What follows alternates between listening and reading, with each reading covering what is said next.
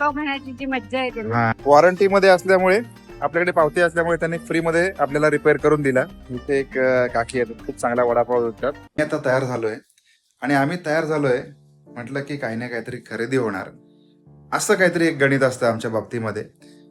आजची तारीख आहे 18 जुलै, महिना आहे जुलै, तारीख आहे 18 आणि खास फरमाईशवरती प्राजक्तासोबत मी चाललेलो आहे बाहेर. आता ती तयार होते आणि तयार झाली की आम्ही थोड्याच वेळात इथून निघणार आहोत आणि मग थेट कुठे जाणार आहोत ग? 2-3 प्लॅन आहेत, त्यातलं कुठलं काय काय होतंय ते बघूया. ओके, त्यांनी सांगितलं की 2-3 प्लॅन आहेत आणि मग ते 2-3 प्लॅन हळूहळू एक्झिक्यूट होतील आणि बघूया. म्हणजे आता पहिल्यांदा कुठे जायचं हे मलाही माहिती नाहीये. ती जिकडे वाट दाखवेल त्या बाजूला आपण, तिने गेस्चर पण करून दाखवलंय. असं असं म्हणजे खायला जायचंय, तर कुठे खायला जायचंय तेही माहिती नाही. आता ती जिकडे बोट दाखवेल तिकडे जायचं म्हटलं. खूप दिवस मी वडापाव खाल्लेला नाही.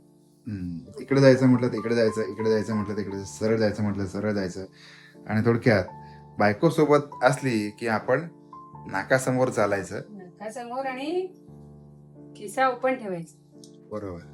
अरे खिशाची तर गरजच नाहीये आजकाल. तर काय मोबाईल मध्येच क्रेडिट कार्ड अटॅच आहे, त्यामुळे पैसे नाहीत हे सुद्धा कारण बायकोला सांगू शकत नाही.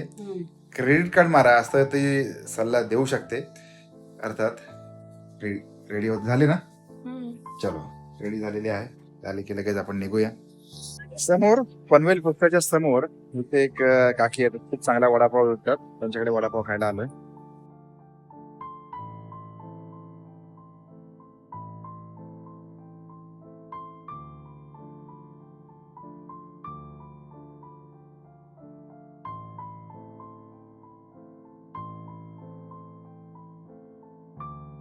वडापाव खाऊन झालेला आहे. प्राजक्ता खुश खुश झाली.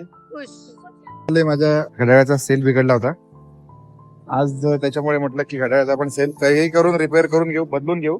वॉरंटी मध्ये असल्यामुळे आपल्याकडे पावती असल्यामुळे त्यांनी फ्री मध्ये आपल्याला रिपेअर करून दिला आहे ना. त्याच्यामुळे चेहऱ्यावरती हास्य बघा कसं आहे. हा चलो, 2 वडापाव मध्ये आमचं पोट भरलेलं नाहीये, त्याच्यामुळे भरलेलं नाही म्हणजे तो गरम नव्हता, त्यामुळे असं वडापाव खाण्याची जी मज्जा येते ना. हा, काकींनी आज आमचा भ्रमनिरास केला. त्याच्यामुळे आता आपण जातो दुसऱ्या ठिकाणी वडापाव खायला, क्योंकि अपने पास बहुत पैसा है खर्चा करने के लिए, है ना. बाहेर बघा ना कसं मस्त वातावरण झालंय ना. आभाळ भरून आलंय, थंडगार वारा देखील सुटलाय, टपोरे थेंब जमिनीवर पडायला सुरुवात झाली. अशा या रोमॅन्टिक आणि आल्हाददायक वातावरणात मनाला आणि जिभेला एकाच गरम गोष्टीची तीव्र ओढ लागते. अहो काय काय विचारताय, ती म्हणजे आपला गरमागरम वडापाव ना. बरोबर. तसं तर वडापाव आपण वर्षभर खातो, कधी घाईघाईमध्ये ऑफिसला जाताना, कधी कॉलेजचा कट्टा गाजवताना. पण पावसाळ्यात वडापाव खाण्याची मजा काही औरच असते की बॉस. तर मग चला जरा डोळे मिटून विचार करा. बाहेर धोधो पाऊस पडतोय आणि तुम्ही एखाद्या टपरीच्या शेड खाली उभे आहात. समोरच्या कढईत तो पिवळा धम्मक बटाटा वडा तेलात मस्तपैकी सळसळत तळला जातोय. त्याचा तो खमंग सुवास हवेमध्ये पसरलाय, जो तुम्हाला भुकेच्या थेट जवळ घेऊन जातोय. पहिली बाईट घेतल्यावर जे समाधान मिळतं ना, त्याला जगात तोडच नाही. तो गरम गरम वडा आणि चटणीचा तिखटपणा थेट काळजाला जाऊन भिडतो.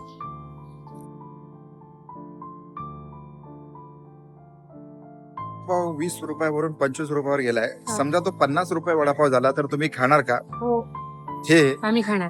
हे खाणार आहे, हे खाणार असं म्हणतात. वडापाव तुम्ही खाणार का? ते आम्हाला तुम्ही तुम्ही खाली कमेंट बॉक्स मध्ये नक्की सांगा. त्याच्या बेसमेंटला गाडी लावली मी आणि बाहेर आजचा पार्किंग करण्यासाठी अजिबात जागा नव्हती, त्याच्यामुळे मला बेसमेंटला गाडी लावावी लागली. समोर गाडी आज लावण्यासाठी जागा फुल आहे पूर्णपणे, त्याच्यामुळे रस्त्यावरती गाडी लावता आली नाही. चला आता डायरेक्ट आतमध्ये जाऊया, बघूया आज प्रोजेक्टचा काय काय खरेदी करते.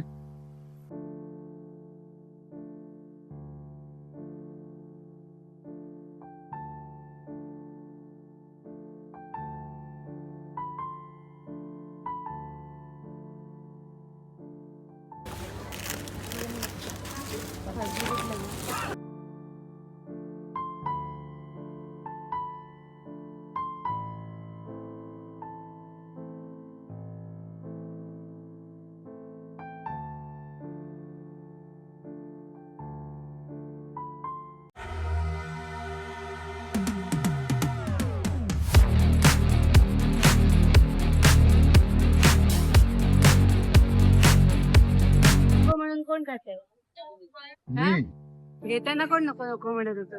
अगं सर्दी झाली ना त्याच्यामुळे. मला नाही झाली. तर आमची डीमार्टची शॉपिंग झालेली आहे. डीमार्ट मध्ये येऊन आपण 2107 रुपयाची शॉपिंग केली.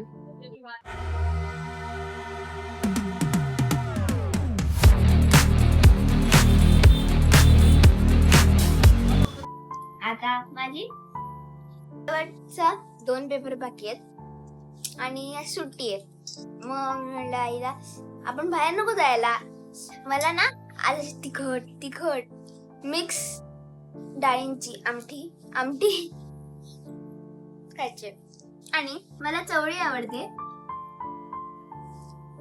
ओके ठीक आहे. तर ईश्वरीचा आता खाण्याचा जेवणाचा मूड आहे. प्राजक्ता पण जेवायला बसलेली आहे आणि मी पण ऑलरेडी जेवायला बसलोय आणि Already नाही, आता बसलोय आणि आजचा ब्लॉग आपण एंड करतोय. या बाजूला प्राजक्ताने छानशी चवळीची भाजी केली जी आमची खूप फेवरेट आहे. आणि चवळी इकडे आणि गवार. इकडे हा पापड पण आहे आणि हा मस्तपैकी आमटी भात आहे. हे असं ताट बघून एकदम मला खूपच भूक पण लागलेली आहे. आणि बेसिकली बाहेर आपण किती काही खाल्लं ना तरी देखील आपल्या ह्या घरच्या जेवणाची ह्या परिपूर्ण ताटाची चव जी आहे ना ती जगात कुठेच नाही. अजून याच्यामध्ये एक लोणचं कमी आहे, ते पण आपण घेऊया. आणि हे लोणचं सुद्धा प्राजक्ताने तिने होममेड आपल्या हाताने केलेलं होतं होतं नाही आहे. म्हणजे मे महिन्याच्या एंडला केलेलं होतं जे आता उपलब्ध आहे ते आपण घेऊया. जकास जास्त करून फोड द्या. आणि आजच्या दिवसामध्ये तुम्ही बघितलं खर्च किती करायचं टाळलं तरी ते खर्च होतच असतो. आम्ही बाहेर गेलो सगळ्या गोष्टी ते आपण काय काय काय काय घेत राहिलो होतो.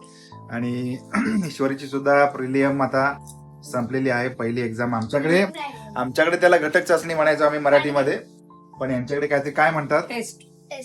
फर्स्ट टेस्ट संपत आलेली आहे. 2-3 पेपर राहिले. आजच्या ब्लॉग बद्दल तुम्हाला काय वाटतं? इतका वेळ तुम्ही दिलात, ब्लॉग बघताय आणि त्याच्यासाठी खरंच आपल्या सगळ्यांच्या मनापासून धन्यवाद, आभार. आपण नवीन ब्लॉग मध्ये भेटूया. ओके, तोपर्यंत आम्ही सगळे जेवून घेतो आणि आमचे सगळ्यांचे खासगीतले आम्ही सगळे पर्सनली सगळ्या गोष्टी तुमच्यासोबत शेअर करतोय आणि यापुढे देखील करत राहणार आहोत. आम्ही आमचं लाईफ सगळ्यांसमोर ओपनली दाखवतो. तुम सबस्क्राईब करो मी. हा, संस्कृतचा पेपर होता ईश्वरीचा. परत बोल ईश्वरी, काय?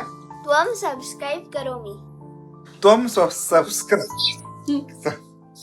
सबस्क्राईब करो मी. त्याला सदस्यता म्हणतात बघा, बाय द वे. तुम म्हणजे तुम्ही, हा, सबस्क्राईब म्हणजे माहितीये ते इंग्लिश मध्ये करा. करो मी म्हणजे करा. बरोबर. हळूहळू तुम्हाला असं संस्कृत पण ऐकायला मिळेल आपल्या ब्लॉग मध्ये आणि ह्यांना शिकवायला आणि मला शिकवायला मिळेल. Okay, bye.